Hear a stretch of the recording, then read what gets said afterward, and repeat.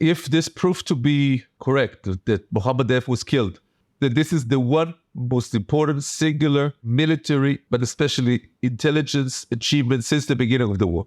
In a way, it's sort of reinstitutionalized of their strength and their power that were so badly damaged after the failure of October 7.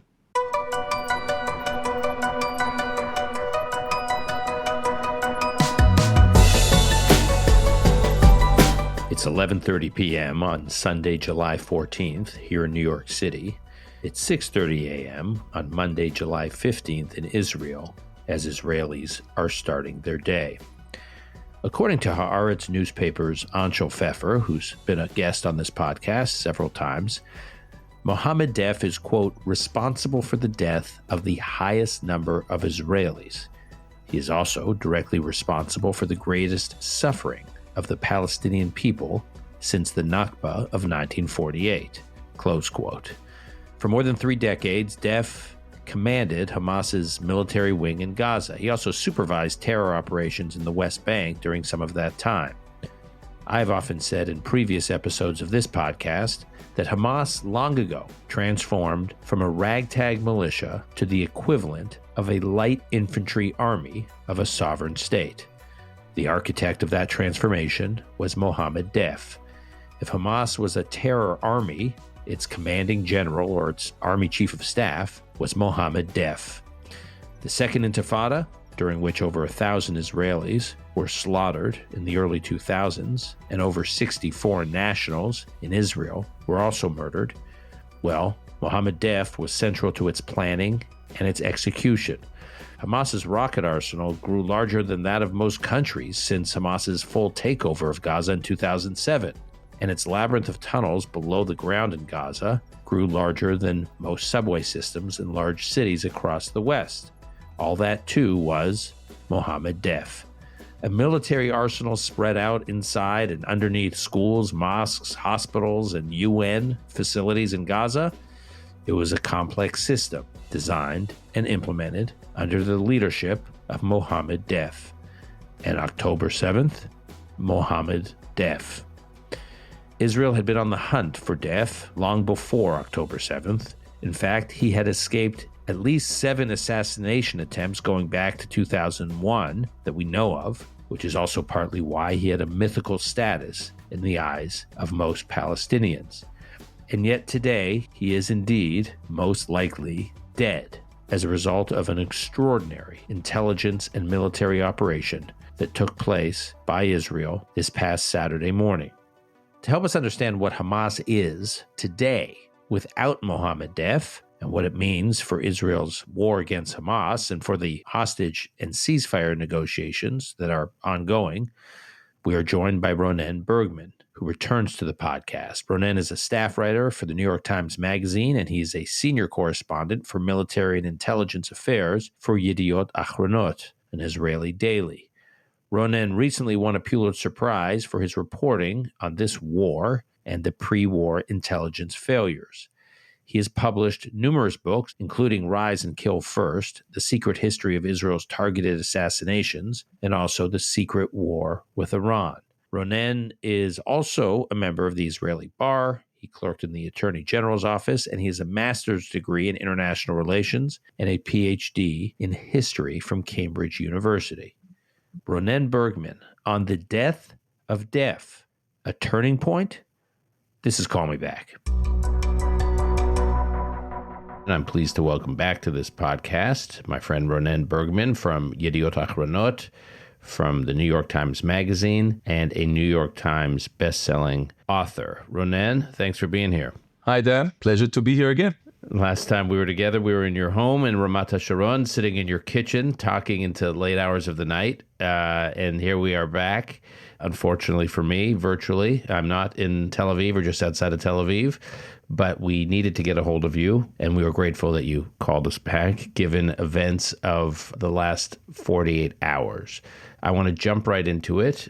You are as plugged in as anyone with the intelligence community and the security apparatus in Israel. What do we know about the assassination of Mohammed Deif and whether or not it was successful? So by far, Mohammed Deif was the number one most wanted on the Israeli list per Hamas military apparatus for years, especially since October 7, which he masterminded. And Israel on Saturday at 29 minutes past 10 bombed a Hamas secure hideout compound nearby the Mawasi, not far away, just by Khan Yunis. But just to be clear, it's a Hamas compound within what we in the West were calling the humanitarian zone, the safe zone for civilians. Within that safe zone, Hamas had built its own compound for members of its senior leadership. The commander of the Hamas Khan Yunis brigade, the senior Hamas military commander in Khan Yunis, Rafa Salameh, remember that name because we'll get back to it in a minute. He secured the compound, a perimeter, a real estate, losing other hideouts and safe houses because of the Israeli maneuver earlier this year. He secured a new hideout for him and his men, and this was secured and restricted from other people to enter throughout the time. And Israeli airplane bombed that place where Salameh and Israel believed Deif had been above ground at that specific minute, with massive tonnage of explosive, saying they had the best intelligence identification of Mohammed Deif at that specific location, at that specific minute. Bombing that, Israel believed that Hamas already basically confirmed the death of Salameh, and yet waiting for final confirmation. But as we speak now, I just received a text from a high-rank military official who said, we have more and more signs that Mohammed Deif is indeed dead and was killed in that bombing. And just so I understand, either you don't know the exact signs or you can't share the exact signs, but generally speaking, when intelligence says we have more signs, because I just assume that he was vaporized. We do know the size of the munition that was dropped on the compound, right? At least 5 massive bombs, among them bunker busters or JDAMs, GBU, and we are talking about many tons of bombs, and on a very small area. The purpose was to make sure that if all the intelligence identifications are indeed correct and he is there, then both of those, in quotes, gentlemen are not getting from that alive. So he may be vaporized. Vaporized, right. So when they say we have more and more signs, if he's vaporized, what could more and more of those signs be? Could they be picking up intelligence intercepts of Hamas officials talking about the fact that he was there? It's mainly dependent on what Hamas is saying in the communication among themselves. But on the other guy, on Salameh, there are reports that at least remains of his body that could be identified. And we are talking about external identification. It's not the DNA. They don't have the equipment there to do something like that. And Israel would not risk in sending any kind of ground force to actually pick up pieces for DNA for identification. So they did pick up some parts of the body of Salameh, and they are waiting for more to come. So from all the officials I'm speaking with in different agencies and parts of the Israeli intelligence community and defense establishment, they all say the same. If we were right to identify the presence of Mohammed Deif by Rafa Salameh at that specific location at 10:29 a.m. on Saturday, Israel time, Gaza time, then there's no way he could get out of that location alive. And that Hamas will have an interest to keep the myth live a little longer, because the myth of Mohammed Deif being bulletproof, that Phoenix rising from the ashes again and again and again, it was much stronger than Sinwar. Okay, I want to get to the myth of Deif in a moment. Before I do, I just have one other operational question. I have been told on one of my recent trips to Israel post-October 7th by, let's just say, a very senior official in what was the war cabinet. He had said that in a previous attempt on Yahya Sinwar, this is well before October 7th, where they had Sinwar in their sights, an official had advocated for something like a 2,000-pound bomb to be dropped on Sinwar and was overruled, and they only dropped a 500-pound bomb, and they did that because they're worried about civilian casualties, and as a result, Sinwar got away. And so one of the lessons from that experience is when an official advocates for a heavier munition, when you have a top Hamas target in your sights, give the approval for the larger munition. And I'm just wondering, is that relevant here? Because it sounds like they went for a much larger munition. In 2003, Israeli intelligence thought they have everybody on site because following continuous successes from Shin Bet, the spiritual leader and the founder and the political leader of Hamas, Ahmed Yassin, was calling for one big assembly of all the commanders in one place at one time. And they wanted to drop, it was a 3-story house of some physician in Gaza, and they wanted to drop 1-ton bomb on the house and kill everybody. But following collateral damage of previous assassination attempt, they went and they only shoot 1/4 ton missile into the 3rd floor when they thought everybody are going to dine because they already brought the desserts and they closed the windows, and it hit exactly on the 3rd floor. And people said nobody could get out of there alive, but they could not get the electric wheelchair of Sheikh Ahmed Yassin to the 3rd floor. So they sat in the 1st floor and nobody was hurt. They only need to, move the dust, and started running. And someone from visual intelligence of Shin Bet told me even Sheikh Yassin stood up from his wheelchair and started running. And that was, I think, a lesson that everybody learned from that point on, that if you have a target and if you are determined to kill the target, and if the target is senior enough, then you cannot, and if you're convinced that the intelligence is reliable enough, you cannot allow yourself to be in a position like in previous attempts on Mohammed Deif himself. He lost an eye, he lost a leg. But if you attack with one purpose only. Someone told me you cannot be half dead. It's either you kill or you don't. Half means nothing if you want to take out the target. Okay, so now let's talk about Mohammed Deif, who he is and his generation in Hamas, his generation of leadership. So Deif was born in the 60s. He was born in Khan Younis. Together, he grew up with Sinwar. Now, he joined Hamas during the first intifada, so in 88, shortly after Sinwar. Sinwar went to jail, but Deif remained in the Qassam military brigade of Hamas. And while he was born in Gaza in 1993, he moves to the West Bank and starts building the military infrastructure over there. Then he comes back to Gaza and he replaces the person that was assassinated by Israel, someone called Imad Akel, as the head of the military wing of Hamas. And in that time, so since 1993 until at least yesterday, he was holding. It's the longest term official of Hamas in that capacity or for that sake, in any other capacity in the history of the organization. And, I'm looking now at the top classified resume of Deif. He was behind the abduction of Nachshon Wachsman in October 1994, a series of suicide bombing in buses in Jerusalem and in Ashkelon in 1996. And he was arrested by the Palestinian Authority in May 2000, but then he was released. He fled or was released from Palestinian prison later that year. And he was taking again the role of the military commander of Hamas after being wounded, going to Egypt for some kind of rehabilitation, coming back. He was the target of numerous assassination attempts.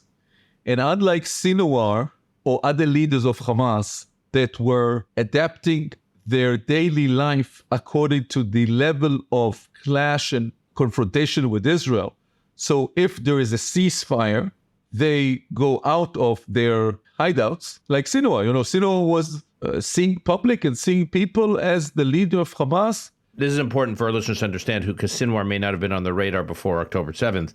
There were many periods over the last number of years where you'd see Sinwar walking the streets, shaking hands, like he was like a political leader, doing retail politics. He was in Hamas, Gaza media, seen among the people, giving speeches, showing up at mosques. I mean, he was a very visible public figure. And I think you're saying the contrast with Deif is Deif was invisible.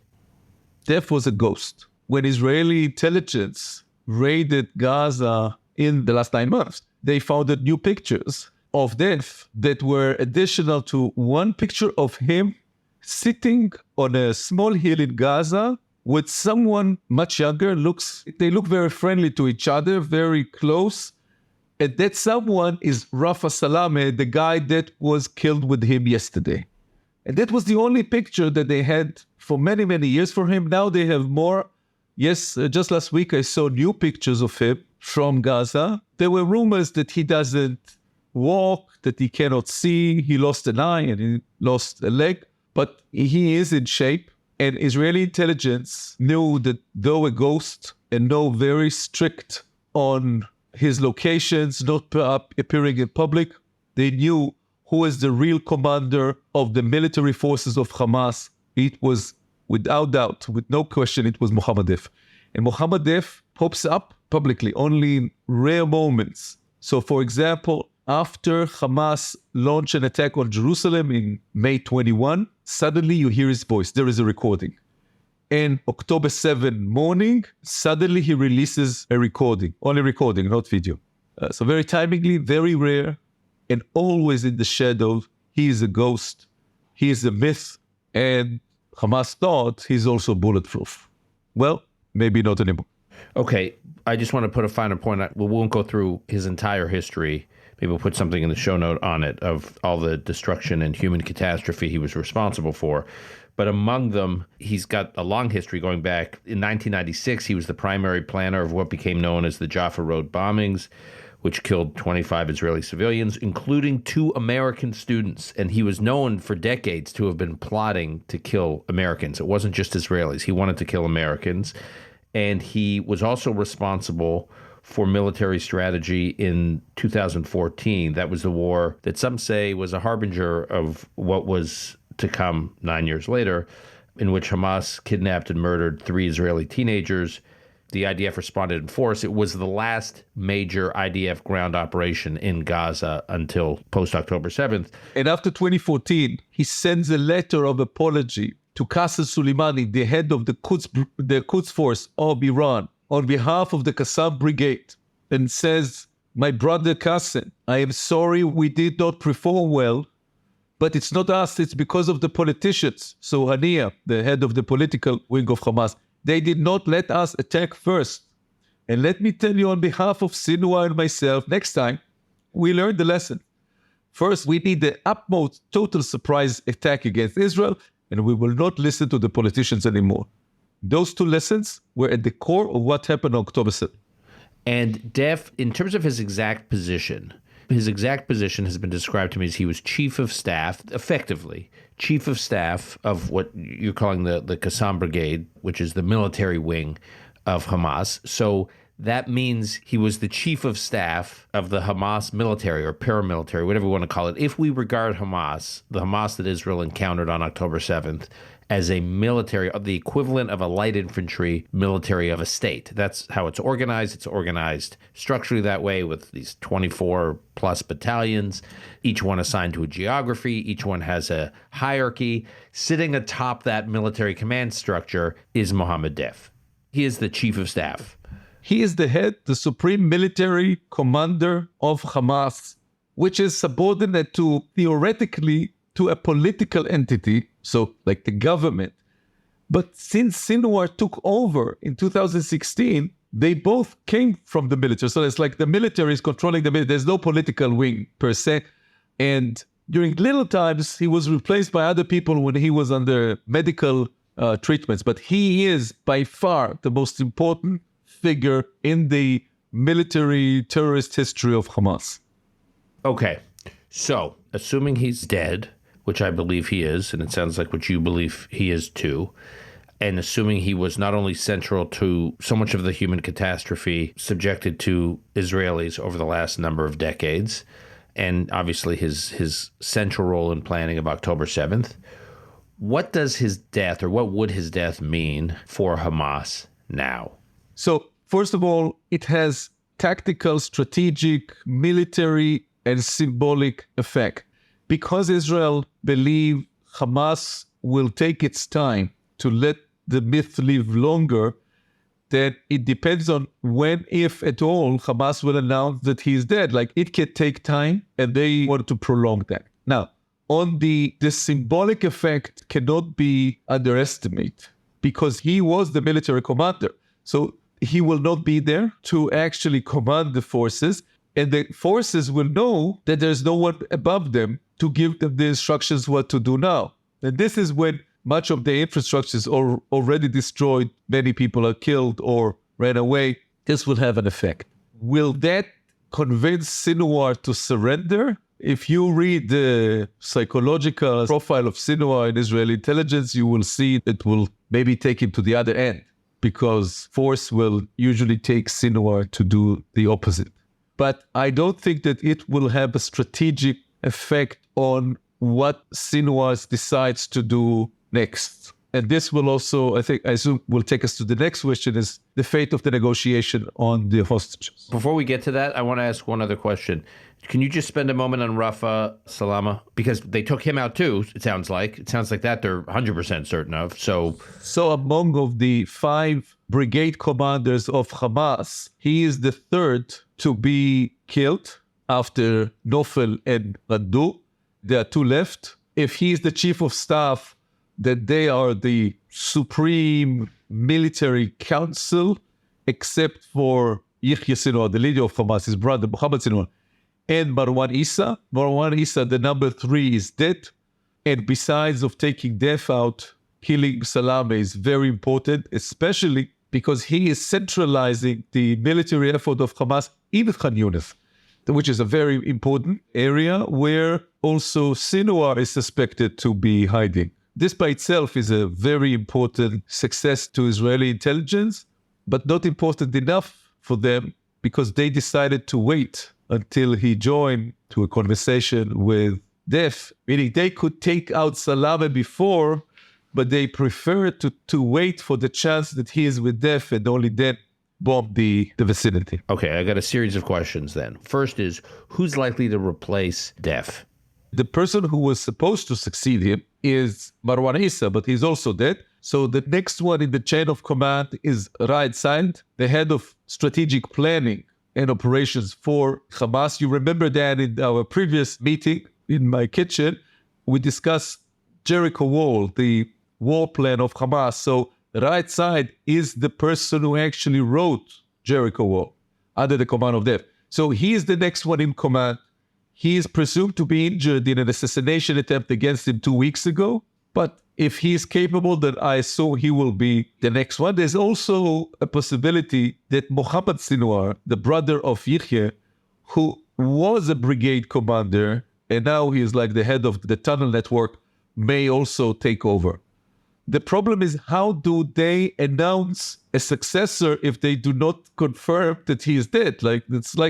I think that Hamas will also be in a tight spot here because they want to have an authority, but in order to have one, they need to do what they don't want, which is to announce Deif as a shaheed.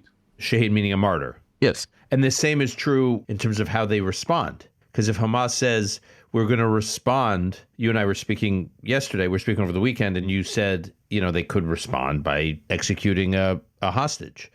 But again, any kind of response that they make a statement about is a concession that Israel was successful. Not even something more drastic, like saying we are stopping any negotiation on the hostage deal, and this was not done. Meaning Hamas has not said, at least in the last, as we're recording this, they're freezing negotiations as a result of the Israeli operation because they're saying the Israeli operation was a failure. They even denied that they said we did not sever the negotiation. We did not stop the negotiation. And in fact, there is a part of the negotiation on the lower level that is still taking place in Cairo. I assume that, let's say, theoretically, tomorrow they will announce Mohammed Deif shaheed, so a martyr, so he's dead. I assume they will stop the negotiation. But the interest remains the same.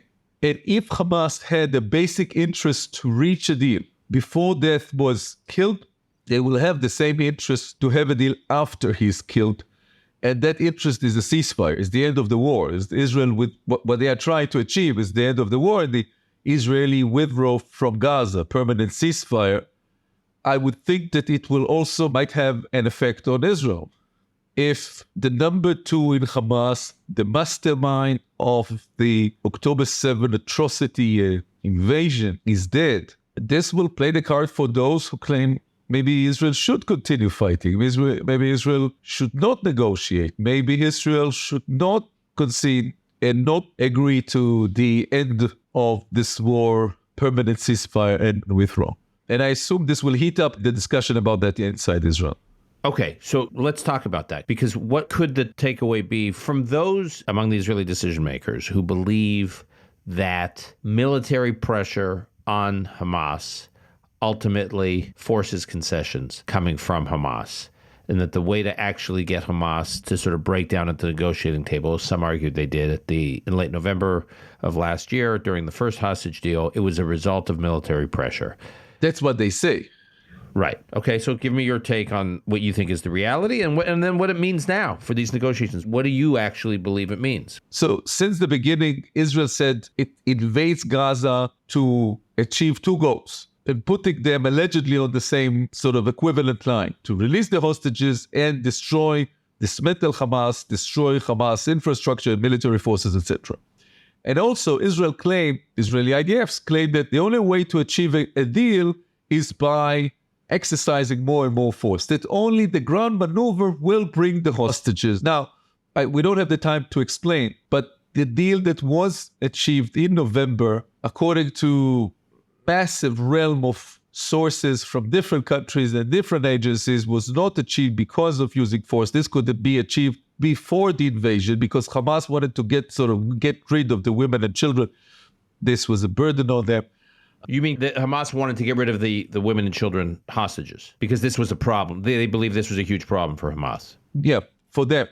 And they were under great pressure from Qatar and others that they even offered to give them back for very small price before the Israeli ground maneuver.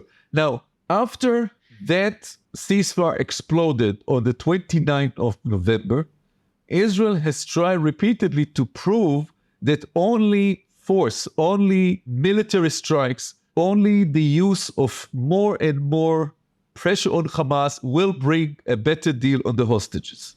And none of that proved right. Now, you can say that in order to take down Hamas, dismantle Hamas, you need to use more and more force, and you will end up not just killing Deif, but killing all the others. But even the IDF, since April, left this slogan of only force will bring the deal. And now they say, no, we need to change the sequence. We need to get the deal first and go back to fighting after. Now, where this is going, it depends on two people at the end. One is Sinwar, and one is Israeli Prime Minister Benjamin Netanyahu. And I don't think the killing of Deif changing this equation this way or the other. It remains in the same place. Sinwar is saying, I have one priority.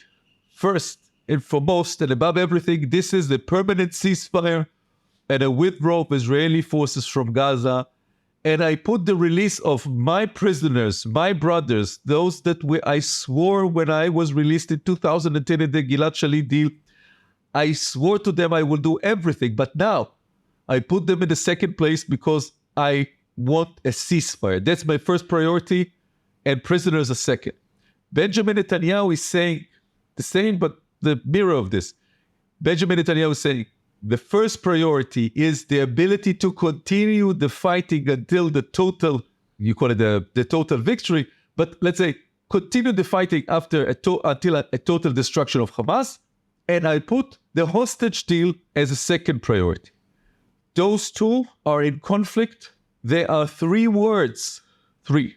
that are the difference between Hamas and Israel, but a total world between them. And for the time being, I don't see the solution because they really in striking contradiction to one another. If Hamas were to acknowledge the death of Deif, I take your point that it's unlikely. In doing so, what kind of response would you imagine they would try to orchestrate, either militarily inside Gaza or try to do something inside Israel, which I get their capacity to do right now is quite constrained because they've been hit so hard in Gaza. So their ability to project force inside Israel is limited at best. I know this is highly speculative, but I got to believe Israeli intelligence is pondering this possibility. Yeah. So I don't want to give Hamas any ideas, but unlike ISIS or Al-Qaeda, they never said we execute Israeli hostages. Meaning they've never said that they have. Meaning they say when Israeli hostages have been killed, they've said it's because of IDF military operations that have killed the hostages. They never say they execute, whereas ISIS and Al-Qaeda did. Yes. For example, after the operation to rescue 4 Israeli hostages recently, they said maybe Israel rescued those 4, but during the bombing to divert attention, they killed other 3. And in this way, even if they executed them, they are putting the blame on Israeli forces, and they're trying to deter Israeli forces for further operations against them. They have a limited capacity that they reserve for special need to launch remote control rockets and missiles to central Israel, but very, very, very limited, and they might use it. Or they might ask Hezbollah, if Deif is declared Shaheed, to launch an attack on primary targets in Israel. But I don't think that Hamas will primarily fundamentally change its behavior this way or the other after his death. Last question. How easy is it to replace someone like Deif? In the current situation, it's impossible. He is a legend. He was there for almost since the beginning. No one has his capacity. No one has his knowledge. But Hamas, not immediately, but Hamas has shown also that it can adapt. To say that he's replaceable in the coming future, I would say no. To say that with his death comes the death of the military brigade of Hamas, that's a definite no. If everything we know for now comes to be true, and this ghost, Mohammed Deif, was identified by Israeli intelligence, that were able to verify his presence on a scene in a specific minute with one of his lieutenants, chief lieutenants, and able to kill him at that spot, that's a major achievement from the hands of Israeli intelligence, which is basically military intelligence and Shin Bet and a combined secret unit. If they were able to do that, it's a major achievement. It's, in a way, it's sort of reinstitutionalized of their strength and their power that were so badly damaged and their reputation so badly damaged after the failure of October 7th. That's interesting. I think there have been a number of extraordinary successes by Israeli intelligence since October 7th in Gaza, but you think this one is singular in a category of its own relative to all the others. I think that if this proved to be correct, that Mohammed Deif was killed with Rafa Salame, but it's especially about Deif, that this is the one most important singular military, but especially intelligence achievement since the beginning of the war. At the end, this war is also about symbols. And there were 2 symbols for Hamas. One is called Sinwar and the other one is called Mohammed Deif. And when the Allies went for Berlin, of course, they wanted to take down the Third Reich, but they also wanted the head of Adolf Hitler. When Israel went for the war in Lebanon in 1982, it was to dismantle the PLO, but also personally for the head of Yasser Arafat. When Israel went to the war in Gaza after the October 7 atrocity, they went to dismantle Hamas, but also they went to take out 2 individuals. One is Sinwar and the other one is Deif. And so this is a major achievement that needed very precise intelligence online, the ability to identify one person in one location at a very specific second and drop a bomb on his head. If proved to be correct, that's a pretty significant achievement.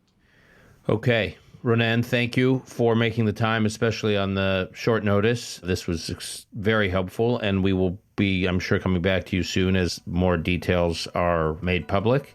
Until then, thanks again and stay safe. Thank you, Dan.